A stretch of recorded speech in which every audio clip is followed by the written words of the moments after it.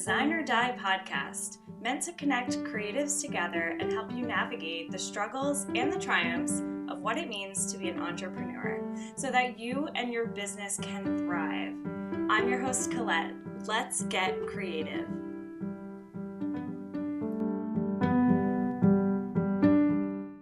So I have Jillian with me today. She is a local artist and illustrator in Connecticut, and she is actually the designer of this podcast cover. So welcome. Tell me a little bit about your background, like what you studied in school, how you came to illustration. Hi. Yay, thanks for having me. Of course. Okay, so I went to Northeastern in Boston for school, and I studied theater, so not illustration or art related, although theater is an art. Yeah. But basically, I was drawing and illustrating my whole life, and my mom is an art teacher, so it sort of felt like a natural thing to get into this. But yeah, then in high school I got big into theater, so I kind of just like followed that into college.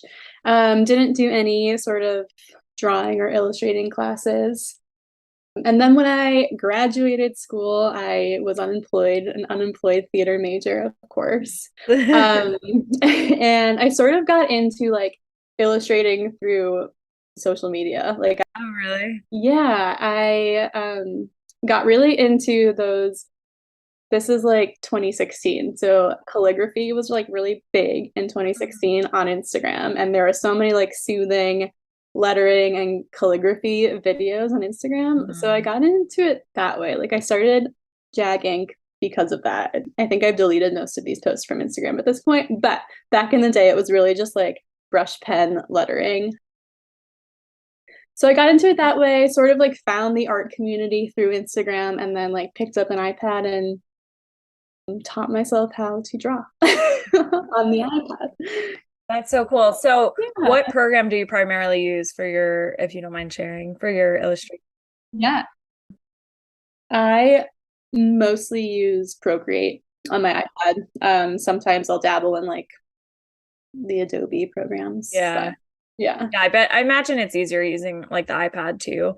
Because I'm obviously a graphic designer and everything I've learned is like on the computer, but you don't have as much flexibility than like actually drawing with your hand. You just have the mouse. And I know there are ways to connect the iPad to there. Have you done that before? I haven't. There's like AstroPad or whatever Yeah. that is, or like Sidecar. But I haven't gotten into that because I am so used to using Procreate that like drawing on Photoshop just doesn't feel as natural to me. Yeah, I I agree. I dabbled a little bit, but it's just like it's so overwhelming, especially Procreate. There's like Yeah. so much you can learn, and Mhm. it's hard to transition from like I studied like fine arts, so like transitioning from that to digital is kind of hard. Yes. Yeah, I can imagine. Yeah, so that's where your name like Jag Ink came from then, because you were doing the calligraphy, like actually Exactly. like inking. That's so cool. I didn't know that. Yeah, so it's like my initials and then ink because it was calligraphy. I will say too, like having moved to Hartford area, like the art community is so great here. Yeah. Are you Hmm. part of there's like Connecticut Murals? Are you part of that? Yeah, yeah, that's where I really got my start in muraling. They found me on Instagram, of course. Nice. Actually, that's a lie. I started muraling through West Hartford, did that like art call out for those concrete barriers Oh, okay. a few years ago, and like this was 2020, I think. And so I just randomly had seen that and I submitted a design and I got chosen for that. So that was like my first mural. Wow. So that wasn't that long ago. It wasn't. No, I've only really been doing it for like 2-ish years. Yeah. Yeah, wow. So for people that don't know, like the concrete barriers were basically used during COVID because all the restaurants moved all their seating outdoors so they could still stay open and seat people, and they didn't want just like ugly concrete things. So a lot of local artists have like added really cool designs on them, and they've added like greenery and plants, and they're still doing that even though they're sitting in inside too, they've kept that, which I like. Yeah, it's really cool. So how did you get like your first illustration clients? Like before you did murals, when you were just doing kind of the digital work, like where did you get your first clients from and how has that progressed to like where you are now? Oh my gosh, this is going way back. I started, do you know Fiverr? Mm-hmm. Yeah. Yeah, I have yeah, I've had some experiences Yeah. on there. So like I'm sure since you know it, would not recommend, don't do it. But No, that's I'll like never do it. kind of how I put a I think it was just like a hand lettering gig up there on Fiverr. So like that's how I sort of started getting initial gigs for lettering, but like once again, wouldn't recommend. And from there, it was really just posting on Instagram. People would find me. And then, like, the way that I think a lot of illustrators start is just like family and friends, word Yes. of mouth, doing like animal pet portraits and Yeah. like gifts, wedding gifts, and that kind of thing. I would say those were like my early gigs. And then I also, as you know, worked for Hartford Prints. And so that's just for those who don't know, a little retail store in Hartford. But they also do like custom design stuff. So when I was working there, I was mostly like working retail at the counter, but also they knew that I had a illustration background. So I did some like illustration gigs for them, and it's sort of, yeah, word of mouth really, and Instagram, and that's kind of how you I started. Yeah. That's kind of how I found you, I think, was Yeah. Instagram first. What's hilarious is Jillian took me to Hartford Prince one day and did not tell me that basically every design in there was hers. I'm like, oh, this design's so awesome. She's like, yeah, I did that. And I'm like, so humble, but really amazing work. So talented. So then you've also like kind of progressed into like bigger things. So I saw you posted a while ago, like Jonathan Van Ness from Queer Eye was holding up your design. Like, tell me more about that, please. Yeah, sure. That, oh my gosh, I think that was like 4 years ago was when I did that gig. And that was kind of the first real, after I did that, I was like, oh, I can do this. I'm an illustrator. Oh yeah. But basically it was this like dishware company in California that had a licensing agreement with Queer Eye. So like they wanted to do like a line of I don't know, dishware Hmm. licensed with Queer Eye Designs. So they found me on Instagram again. I had done some Queer Eye fan art. And I think Queer Eye reposted it onto their page. Oh, so cool. So yeah, they reached out, and so this was really early on in my career, so I didn't know what I was doing. I didn't know to negotiate contracts. I didn't know what to ask for pricing or anything. So I kind of just like took whatever they gave me, and they did it. Yeah. Since then I've gotten a lot better at that kind of stuff. But yeah, that was like Yeah. really my first look into the real world of illustrating. Yeah. Like dipped your toes in the big the big guns. Yeah, exactly. Yeah. I think that's like the hardest thing to navigate when you first start kind of working for yourself is like asking for what you deserve and Mhm. then knowing how to contract things and getting things written down in stone because yeah, people will definitely take advantage. And I'm sure they know more than they were kind of Oh, like totally. leading on, Definitely. but at least it gave you that like publicity. Yeah, for sure. It got you in a little bit. Yeah, That's awesome. yeah. I mean, I'm still like, it's still in my portfolio. Like it was work that I'm proud of, so it was cool. And then yeah, the most recent season of Queer Eye, they had the mugs like on their little Oh, I coffee love table that. in like their lounge or whatever when they're like debriefing. Uh, Wait, was that the Texas one? Or is there one past I that? think it was the Texas one. Yeah. Because I watched that. Now I have to go rewatch it and find it. Yeah, because there was like You're like, that. I know him. There was the prom episode. Was that in the Texas? Hmm. Yeah, and they gave away like Yeah. they gave all the kids like little baskets for their gifts or whatever, and one of my mugs on there, I Oh, think. I have to, oh my God, that's so yeah, cool. I gotta go rewatch it now. yeah, it was really fun. Oh. Also, you got into Oh anthropology yeah. with your designs, right? Hmm. Yeah, I want to hear more about that. That is so exciting. I love that store. Can't always afford it, but love it. I know those shirts were like $58 or something. I was Yeah, like, good thing I get a free one. Otherwise, I right. wouldn't get one at all. Yeah. So how did that come about? It was once again, I think they found me on Instagram. Oh my God, It was, social media, man. I know, like I would be nowhere without it, which is kind of sad. Well, I don't know if that's true, but I wouldn't be Yeah. where I am without it. Yeah, one of the art directors just reached out to me. She had found one of my designs either on Instagram or Pinterest. I'm not sure. And that one was really nice because it was a design that I had already done. So I didn't have to do anything. So they Oh, just like amazing. licensed it and then they put it on the shirts, sent me one, and that was it. Oh, I love that. I have yet to go in there since then. Is it like at all the locations or was I it don't seasonal? know. I haven't been in. I saw a friend had been in one in like downtown New York and there were a bunch there, but I don't know if they were in like local Connecticut Oh my stores. God. Not See, that's how you're like so humble. Because if that happened to me, I would be running there immediately to be like, that's mine. Oh, that's funny. Yeah, I didn't even like think about going. You're like, it's a job. That's the thing. Yeah, it was a job. Yeah.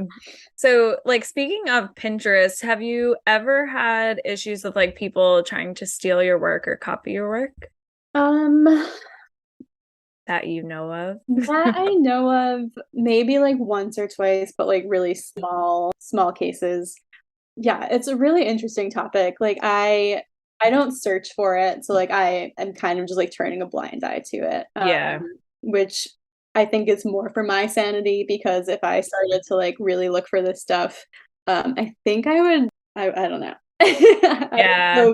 I would go pretty crazy probably, trying to like find all these people. And I see people doing that and like I just don't know how they do. It's like a full-time job, like Yeah. searching for your work and like shutting down these people. Yeah, unless you just happen upon it. Right. I could see how that could be kind of detrimental because also Yeah. I have had people do that.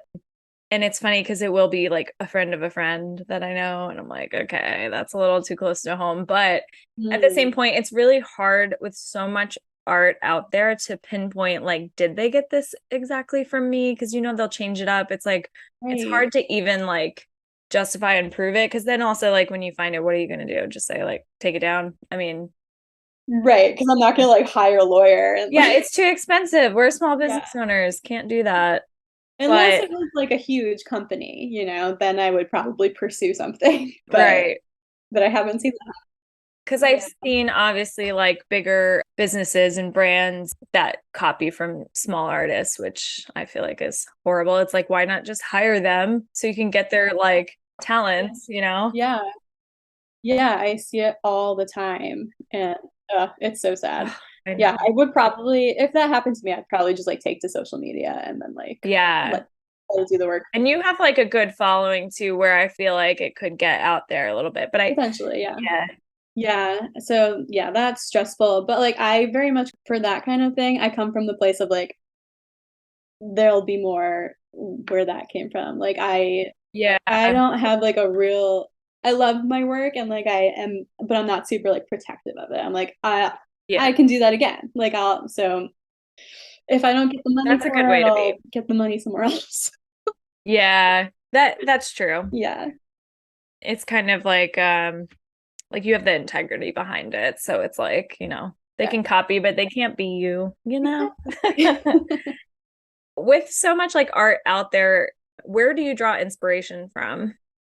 Mm, I would say nature a lot of the times. I really Mhm. like drawing like landscapes and views of like national parks is always something that I go to, Love flowers, that. that kind of thing. And then oftentimes music.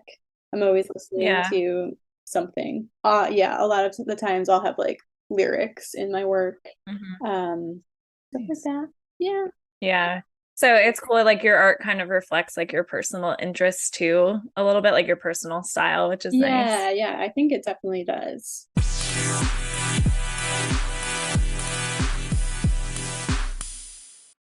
If you're thinking about starting a podcast, Anchor.fm is such a great way to start. It has all the tools you need to get you set up, has music you can add, you can record directly on there and create your episodes. So check out Anchor if you're ready to get started on your podcast journey. I feel like artists in general, when we first start out, we kind of have an idea of like how we want our styles to look, but then I feel like over time it kind of just turns back to us and it's like, what do we enjoy? What do we like rather than just making stuff for other people, you know? Yeah, I definitely agree with that.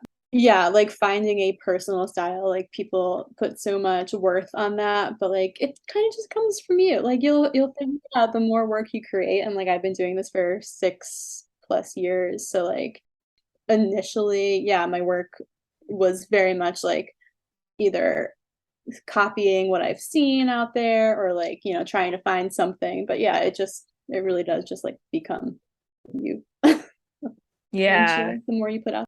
So since you got into like murals a bit more, like how did you get the most like work out of that? Like were clients coming to you? Did you have to kind of join groups? Like where did that come from and how did that kind of take off after doing the initial one? Yeah.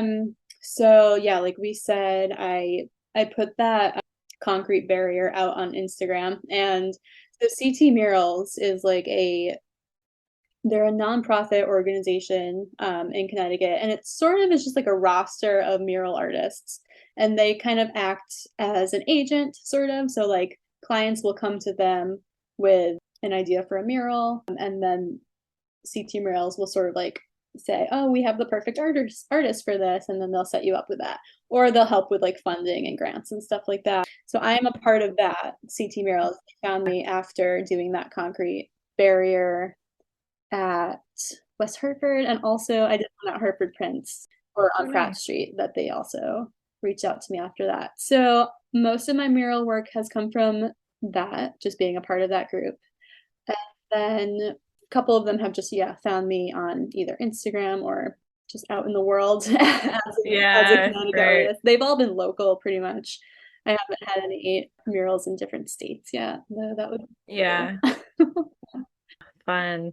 That's what I love about like Connecticut and Hartford in general. Like I was on Long Island and there wasn't much of that. Like very minimal, even though there is a ton of artists there, but it's kind of like niched into certain areas. So like the Hamptons or, the North Fork. And it, it felt more like elitist kind Mhm. of like if you're not in this area, you can't be here. Or like, we're like Connecticut and Hartford, I feel like are very much about like community and like Mhm. connecting artists, putting them to work. Like they value that more, which is so Yeah, awesome. I kind of feel that. I mean, I that's like how I feel in general about like being an artist in Connecticut. Like Right. I lived in New York City for a little bit, and I like definitely would not be where I am now if I still lived there, because this is just, it's a smaller state. It's more of like a blank slate in terms of artists because we're slow on the uptake. Like there's so Yeah. many murals obviously in New York. There's so many muralists in California, and like we're just getting there. So I feel like we're sort of in on the ground floor of like this explosion of murals. So it's a good place to be an artist right now, it feels like. Yeah. And that's a good point too, because people from all over like, oh, New York City is like where you go to make it and like, Hmm. get your name out there, but it's so much harder because there's so many people doing that and so many people Yeah, there who are all trying to do the same thing kind of. So exactly. Yeah. yeah, the small town vibes are awesome Yeah, agree. for that stuff. Because even like where I went to school and college was like Carrollton, Georgia, and it's a very small town, but I made so many connections there in the art community because it's like there was kind of like nothing else there to do, but it's like let's make the most of it. And like, Yeah. you know, I always missed that having gone to Long Island and you think, oh, it's New York, it's gonna have like more of a community, but it really didn't. Hmm. Yeah, yeah, we kind of like all know each other here, so Yeah, and you make more connections that way too, because people are like, oh, I know someone. exactly. Yeah. So do you have any other like big goals for your business? You just kind of going with the flow? Like, what are you thinking? I I do kind of just go with the flow. Like I enjoy the clients big and small. Yeah. I don't really know if I have like any real target Mhm. like goals. I would love to work for like a big like outdoorsy brand like Patagonia would be cool. Yeah, I could see that for you. Yeah, but Yeah. really just taking it as it comes. Yeah, for sure. That's Yeah. awesome. Are you hoping to like scale your business eventually, or do you like just kind of being the one woman show behind it? Good question. It's so hard to like let someone else do any part of this. Hmm. Like even sometimes my sister or mom will be like, "We can help you like prep for a market or whatever." And I'm just like, I don't even know where to start in terms of telling you what to do. So we're Capricorns, we don't delegate well. So Yep. right. Capricorn here. I Uh, understand that. yeah, it's really hard. So I don't know. I really don't know. It would be much in the future if Yeah. I were to expand into like more of an actual brand with help along the way. We'll see.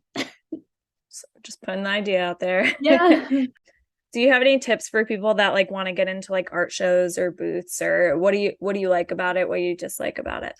It's something that I'm sort of trying to phase out right now. Kind of just like shop in general. I'm thinking about phasing out. It's just so much work. Yeah, I did that. I did the Yeah, same I thing know you did. recently. Yeah. I'm like, no. Is it nice to have that off your plate? Yeah, it's kind of like a lot of work for no reward because it's like people buy like a sticker or two and it's like cool, $5. Exactly. Like, I don't know. I think it's more so like I always did it more so to just get your name out there, especially having moved to Connecticut. I did a few just so people like knew who I was, but yeah, I'm not missing it to be honest. Yeah, I'm sort of in the same boat. Like I liked it for like early on and yeah, getting my name out there. And it's really like the only way that people shop my stuff because I don't promote it at all Yeah. online. Like I have an online shop, but the only way people find out about it really is like either going to my Instagram and clicking that link in bio or coming to a market and getting Yeah. business card or whatever. So yeah, it's definitely be prepared for like a lot of work, but it's worth it in the beginning for sure. And if you love doing the shop stuff, then Yeah. go for I it. think like also you have to like put yourself out there a little bit and like talk to strangers and like make small talk, which is kind of hard Yeah, sometimes. it's exhausting too. Like I come back from markets, like I'm like, don't talk to me at No, all. literally. Like I gotta go lay down and like decompress. Yeah. Yeah, it's a lot. Yeah, because then when you're doing murals, you're by yourself, right? Like there's kind of just vibing. Pretty much, yeah. I mean, people do like come up and talk to you, and you're just like, I'm actually really busy right now. Thank you. I know. They don't realize it's a job. You're just Oh my painting. gosh, I love it when people come up and they're like, I have fun." I'm like, "Yeah, like yes, it's Yeah, like drenched in sweat. so much work." Yeah. Oh, good. That's really People are funny. funny. Yeah, market advice. I don't know, like what kind of advice are we looking for? Just Um, like setup? I guess like the pros and cons. Like, let's be real. We don't have to be like, it's great. Like, Yeah.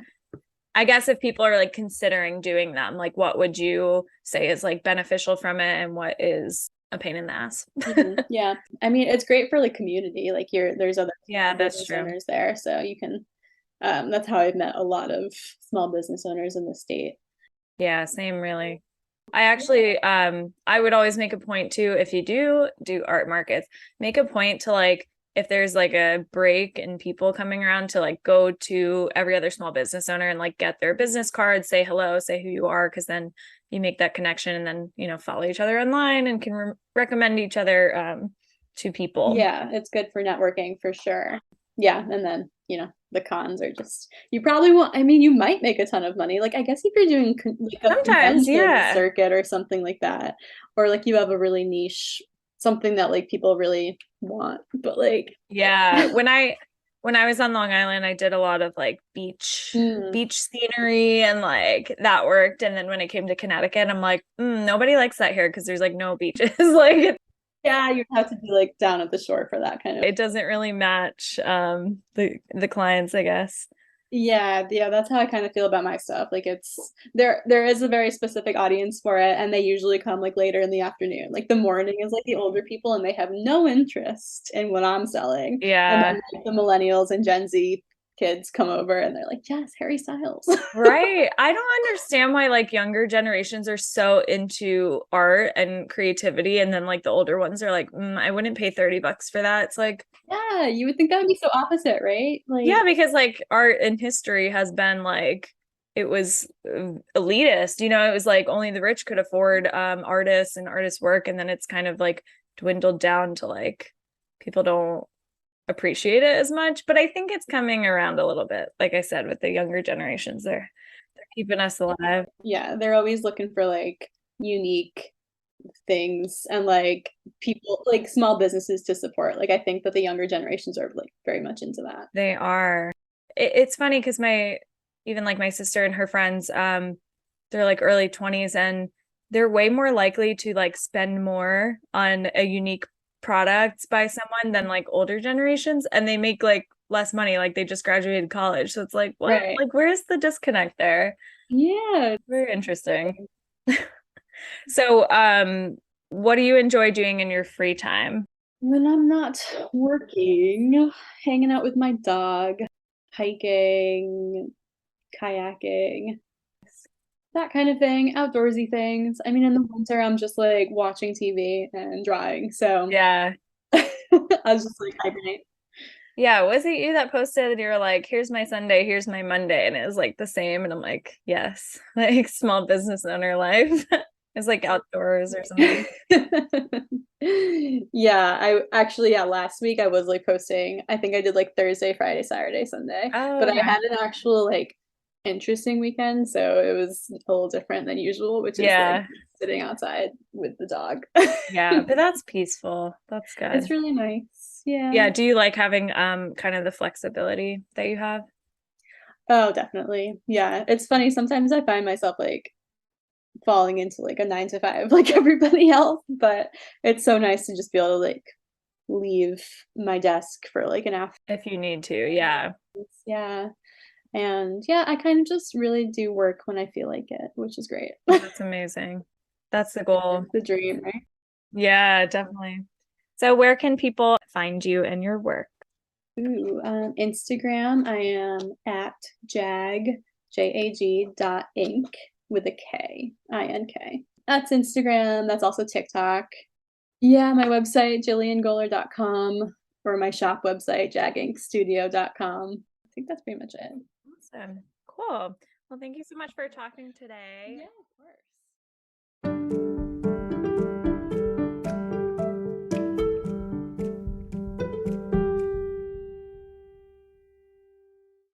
You guys know I love to give you all the free tips and business advice so your business can survive and thrive. And to keep that going, I've created a Patreon account where you can become a supporter and get exclusive content, one-on-one business advice, and ask me all the things. So if you'd like to help keep this thing going, go to patreon.com/design or DIY. Thanks so much.